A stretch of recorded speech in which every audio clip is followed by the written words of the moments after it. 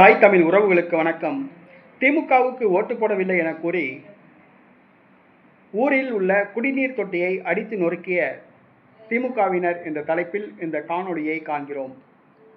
திமுகவுக்கு ஓட்டு போடவில்லை என்று கூறி கோபத்தில் ஊரில் உள்ள குடிநீர் தொட்டியை அடித்து நொறுக்கிய திமுகவினர் என்ற தலைப்பில் இந்த காணொளியை காண்கிறோம். கிருஷ்ணகிரி மாவட்டம் ஊத்தங்கரை வட்டம் கே. எட்டிப்பட்டி என்ற ஊர். கிருஷ்ணகிரி மாவட்டம் ஊத்தங்கரை வட்டம் கே. எட்டிப்பட்டி என்ற ஊர்.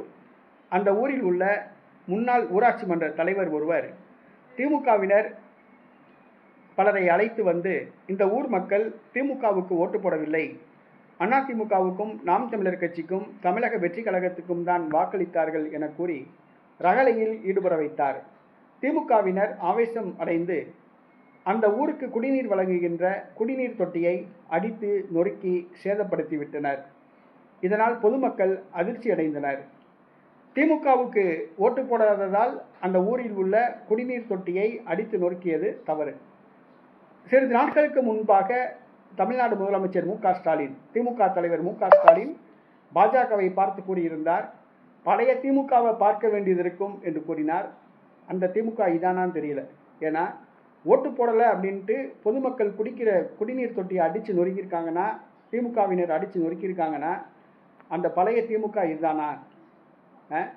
பழைய திமுக வன்முறை இயக்கமா? அப்போ திமுக இனிமேல் வன்முறை பாதையை தான் தேர்ந்தெடுக்குதா? திமுக இனிமேல் ஆட்சிக்கு வராதா? திமுகவினர் தோல்வி பயத்தில் இந்த மாதிரியான வன்முறைகளில் ஈடுபடுகின்றனர். காவல்துறையினர் பொதுமக்களுக்கு பாதுகாப்பு வழங்க வேண்டும். தமிழ்நாட்டில் உள்ள அனைத்து அரசியல் கட்சியினரும், திமுக கூட்டணி கட்சிகள் கூட இந்த சம்பவத்தை கண்டிக்க வேண்டும்.